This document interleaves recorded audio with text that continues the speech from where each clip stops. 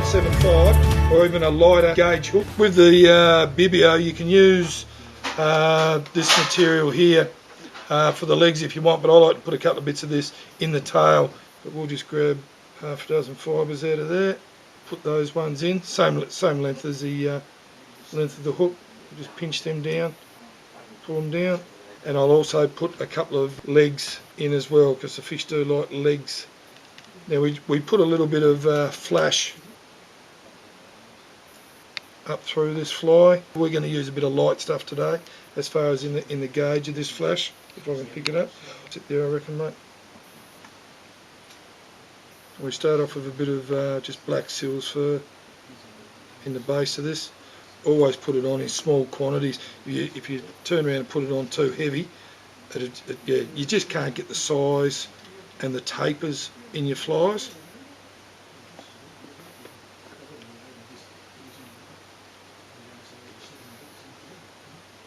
Bring them up to about there.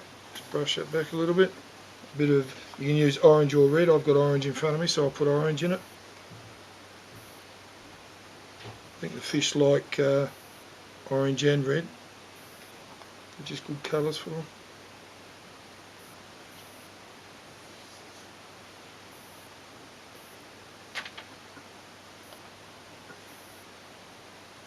Got their attention, mate. They're quiet. Yeah, that's good. That's the way we want them.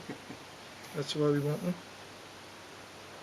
Now with these, with the tying section that we're doing today, I've been asked to do some emergers, a bit of CDC stuff, claret dabbler or dabbler, and parachutes,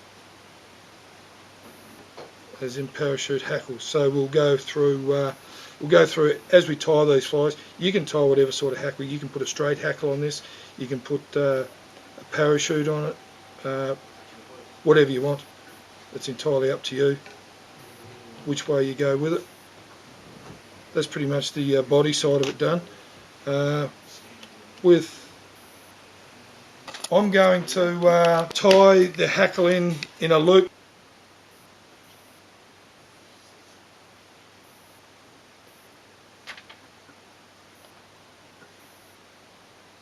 This hackle in. I'll use a pretty big one so we can see what's happening. It's a Paraloop. Paraloop, it is a Paraloop. A lot of people I've seen tie this. I don't know why they do it. They use all the gear on it. It looks like someone in a ward. Gallows. Yeah, someone in a ward with all the bits and pieces hanging off them, where you don't need to do all that. All you need to do is put it in two little strands. Just put your finger in between it, lift it up and just go around it. That's a little bit long for me, as you can see. I'm struggling with that, but you can shorten it up a little bit. But what I do, I wind up, and the beauty with this is you can put as much of this on as you want to float the fly. So you can use a poor hackle or a good hackle, whatever you want.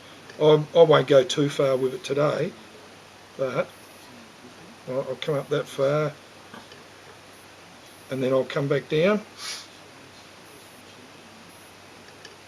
But you'll see the way I'll pull this down in a minute. When it pulls down, all this hackle will slide along that thread and it will pull up just nicely. So you don't need to wind it too tight then? You don't need to wind it too tight. You could, but then it'll just be springing back on you. Right, it'll come down. That one there, you can just drop that if you want. I'll just pull it back out of the way and put it in there because I've got it there. Come around and just tie that hackle in.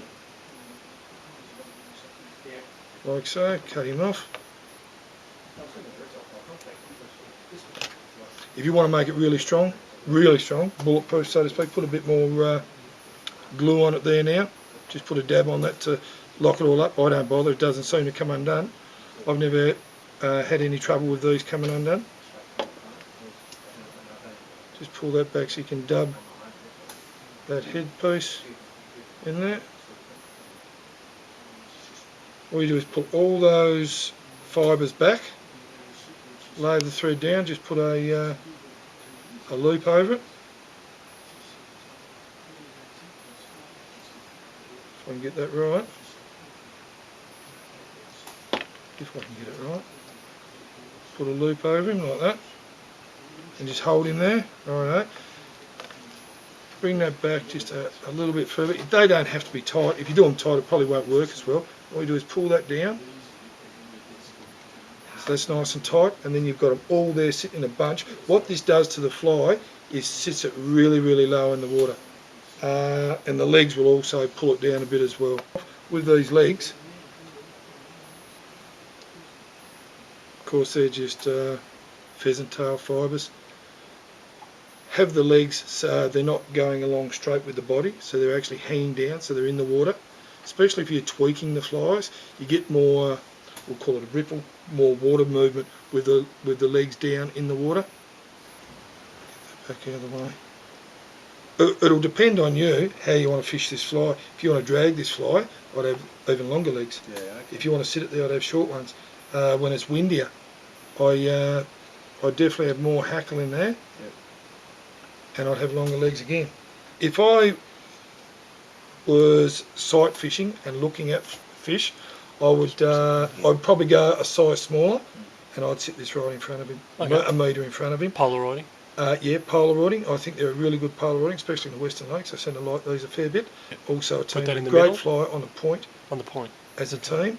Especially, I've done really well with this sort of gear in Little Pine. Not half a dozen Bibio Hopper strings. I've probably made this look a bit harder than what it is. That one that I sort of pulled out of my the box that you'd given me. Yep.